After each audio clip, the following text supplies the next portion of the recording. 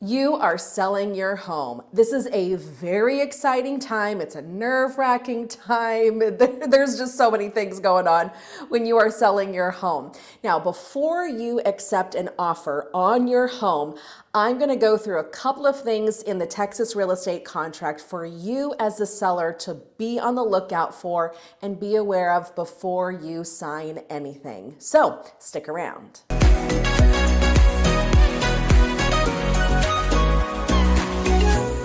Hey everyone, my name is Danae Hewitt and I'm your go-to DFW Realtor with Brico Realty Services. On my channel, I talk to you about all the things real estate, everything from contracts to negotiations and what things mean. And I also go to different cities here in the Metroplex to show you what type of house you can get for your money. So if any of that interests you, then you know what to do. Hit the like button, subscribe to my channel because you know the YouTube algorithm loves all of those things and I would really appreciate it. Let's get into this week's topic. When you are selling your home, you're going to receive an offer on the property. Most likely that offer is going to go to your agent and that agent is going to go through that contract with you. And it's a pretty lengthy contract. There are many things involved and many things that the buyer needs to be aware of when they are buying your house and lots of terms that you need to agree to along with the buyer for your house. I'm not going to go through every single thing to absolutely be aware of, but there are definitely a few things I want to point out. And the reason I'm choosing these things is because in my time in real estate, these things have come to almost bite me in the butt. And I've made the mistake and I want people to learn from my mistakes. So this video is only going to focus on Texas real estate because of course I'm only licensed in the state of Texas and don't have access to the offer contracts for any other state. So let's look at the first page of the contract. In paragraph 2D, we have something that's called exclusions. Exclusions are things that are on the property that when the buyer comes to look at the house, that are not going to be included in the sale of the home. Now, in the previous paragraph, it's going to mention all of the things that need to stay with the home, like blinds, like carpeting, flooring. If you have a pool, any of the equipment that maintains the pool, keys need to convey with the house, garage door openers, things like that. But if there's anything on the property that's attached to the house that you would like to take with you to your next house, then that needs to be listed in paragraph 2D as an exclusion. So some things to think about are curtain rods and drapes. Because they are attached to the house, they stay with the property. So if you would like to take them with you, then you're going to have to add that to this paragraph. A TV mount that is attached to the house. If you would like to take that with you, you need to write that in that paragraph. And the exclusions are something that you should be talking about with your agent before you even list the home. In the listing agreement that you will sign with your agent before you list the home, there is a whole paragraph that is dedicated to exclusions. That goes in the listing agreement. And then me as a listing agent, I literally just copy that and paste that and put that into the exclusions in the MLS so that the agents and their buyers are aware of what is not staying with the house when they go to purchase it. That description right there from the MLS the buyer's agent should copy and paste that and put that into the offer on paragraph 2D. So we just want to make sure that everyone is aware of what is staying with the house and what is not staying with the house. Paragraph 6C1 deals with the survey and the T47. The survey is a drawing of the property from a bird's eye view so they know where the lot lines are. It's going to outline if there's a fence or if there's a pool or any concrete that's been poured on the property. That's all going to be from a bird's eye view looking down so that everybody knows where the property lines start and stop. And it's also going to talk about any easements, any utility easements that are going to be on the property as well. Now, along with the survey is a T47. Let's say the seller does have the T47 currently in their possession. And on that, the seller is going to note if they have made any changes to the property that are different from what's actually on the survey. So let's say you extended the concrete on your driveway. That would be a change that would need to go on the T47. Let's say you added a pool to the house. That would be a change that would need to be on the T47. So both of those documents go hand in hand. And the reason why we have the T47 is because the title company, they do not come out and inspect the property, even though they are giving you insurance on the property. So that document helps them to know exactly what is happening on the property and what's there and what isn't there, so that when they give you the insurance for it, they know what they're insuring. So this paragraph is only talking about if you, the seller, currently have the survey on file. If you don't, then we're going to go to a different part of the contract that has to do with you don't have the survey. But let's say you do. Well, you have a certain number of days to provide to the buyer and to the title company a copy of the survey and the T47. And that certain number of days is definitely negotiable. I usually see 3 days listed on there. And you are legally bound by this contract to provide both of those documents in time. If you don't provide both of those documents and a new survey is needed for the property, then you are going to have to pay for that before closing. So let's take this back. I said the T47 is something that needs to be notarized. The easiest thing to do is before you even list the house, what I do with my seller clients is, if you have the survey, take that with a copy of the T47, go to the title company that we're going to be closing at, because everyone there is a notary, and fill that out in front of them, have them notarize that, and then I upload that into the MLS. That makes everything so much easier, so that when we're under contract on the house, I've already met that obligation of paragraph 6C1. I've already supplied it to the buyers, and I will have me as a listing agent, just to make sure that we don't miss any deadlines, I will send it to the title company one more time, just for checks and balances. I've had this happen before where unfortunately my sellers weren't able to get that T47 notarized before the house went active, and the offer that we received said that in 0 days, the seller needs to provide the T47 and the survey. And I went back to the buyer's agent and I said, I need more than 0 days. That doesn't give us any days. So I said, will you please give us 3 days to allow my clients time to get to the title company? We'll get it notarized. If I didn't do that and we needed a new survey on the property, then my clients were going to be responsible for paying for that. And then also on the flip side, I had some buyer clients that were purchasing a property, and as the buyer's agent, I didn't know that the listing agent hadn't supplied the survey and the T47 in time. I didn't know that. And then all of a sudden the title company emails me a fresh, brand new, pretty survey on the property. And I'm like, oh my gosh, I didn't know that a new survey needed to be done, because we had negotiated that my clients would pay for a new one. We were trying to put out the strongest offer possible. And I just would have liked to have given them a heads up, like, hey, we are gonna have to pay for a new survey, but I wasn't able to do that because a new one was just emailed to me out of the blue. I called the title company and she didn't realize that I didn't know that. They didn't provide the T47, and she told me, oh wait, hold on. The listing agent didn't provide the T47 in time, so they're responsible for paying for this nice brand new survey. So, lucky for my clients. Moving down to the next paragraph, paragraph 6D, are objections. In this paragraph, the buyer will put the number of days that they can object to anything that they receive on the title policy or on the deed restrictions that are associated with the house. A lot of the times, this is left blank. But sometimes if a buyer specifically wants to do something to the property, they need to put that information there. And then once the title company provides deed paperwork and the title policy information, if the buyer does find out that they can't have either of those things, then they can terminate the contract because of this paragraph. But as a seller, I want you to be aware of this paragraph if something is filled in, because if you know the answer to that question, to what they're wanting to find out, then you're going to have to talk to your agent about that. Let's say you are on a home. It is a neighborhood, but every neighbor has, an acre or two of property. You will have some deed restrictions there. So let's say this person wants horses on the property, but you know that, okay, this isn't horse property, this type of neighborhood, even though we've got a little bit of land, not horse property. But if the buyer puts something on in that paragraph, that's a reason that they can terminate that contract if they find out that they are restricted from having any of those things.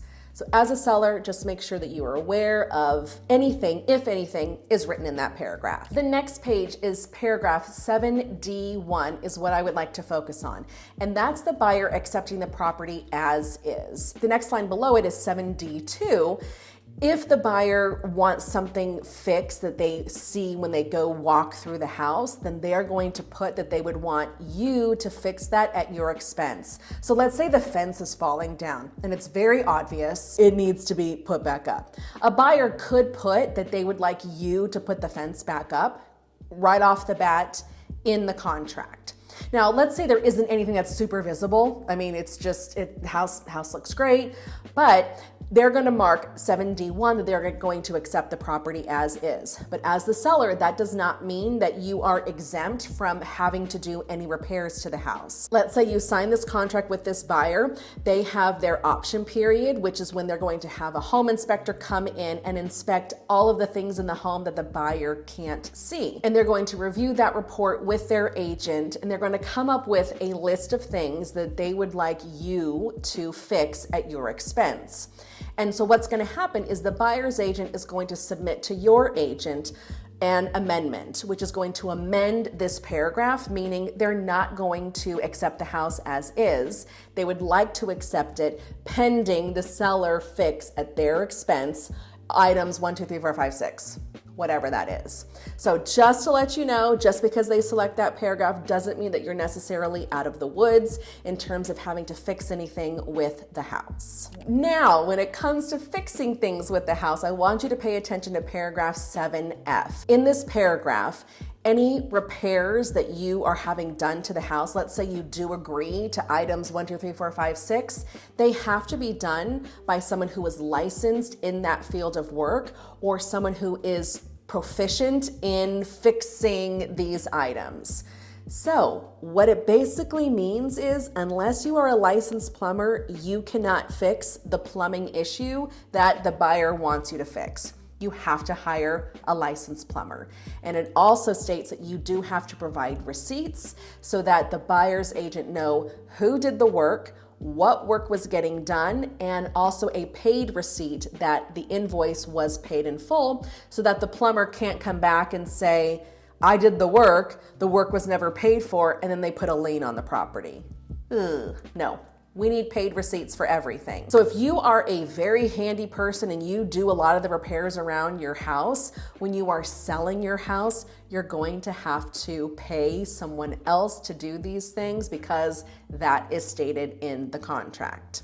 And also, any work that does have a warranty on it, you as the seller, you are going to have to pay that warranty to be transferred into the buyer's name. For example, foundations get fixed quite often here in Texas, our soil movement and everything. And a lot of times when that work is done, there is a warranty that goes along with that work. But that warranty stays in the name of the person that purchased the work. So it's going to stay in the owner's name. It doesn't stay with the property, and it doesn't get transferred to the next buyer automatically. When you go to sell your house, if that buyer wants that warranty, which of course they're going to want that warranty, then you, according to this paragraph, then you as a seller, you're going to have to pay that foundation company's warranty to move it out of your name and into their name. So all of that stuff talks about the initial offer on the contract. Now,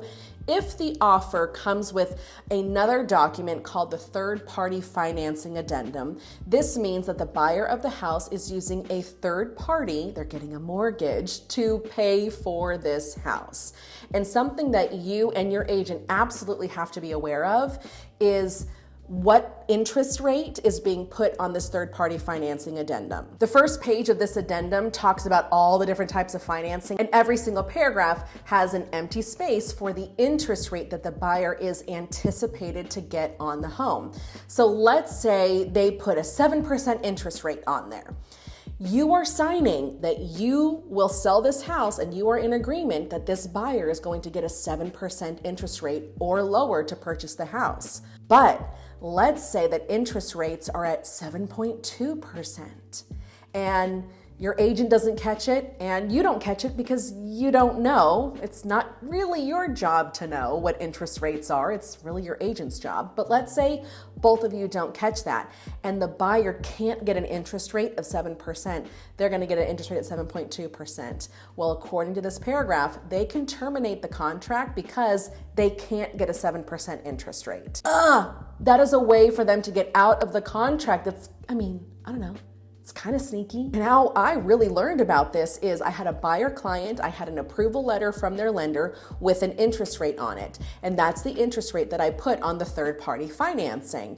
Well, that letter was probably, maybe a week or two old because we had been looking for houses and this was the first house she had put the offer on. And the listing agent wanted to accept the offer, but he said, rates are a little bit higher right now than what you've put on the third party financing. So can you talk to your lender about what he could lock the rate in for, and let's change that on this third-party financing. And I said, oh my gosh, hey, good for you for catching that. Now I know to make sure that as a buyer's agent, I am very aware of what interest rate my client can get on the house. And then also as a listing agent, I am very aware of what rates are. And if I know rates are around 7 and they try to put 6.5%, I'm gonna say, no, thank you. That number needs to be pushed up a little bit. So definitely something else to be aware of. All right, the last item of something that I definitely want you guys to be aware of before you accept an offer on your house. And let me know if you guys are finding any value in this video. Definitely leave that in the comments below. The last thing is a seller's residential temporary lease addendum. Whoa, what is this? So this means that if you are selling your house, but you are actually staying in the house for any number of days after closing. So we call it a lease back, just to make things short and easy. In paragraph 3, this was something that I was so upset with myself that this had happened, that we were like in this situation. Paragraph 3 of this contract states when the lease back is going to end. We had agreed between the sellers and the buyers that the sellers could stay in the house for 3 weeks after closing. 3 weeks after closing, they were gonna be in this house. And so what I did is, okay, we're closing on this date. So I counted 21 days and I put the actual date that the lease back would end. So we accept the contract and move forward and everything.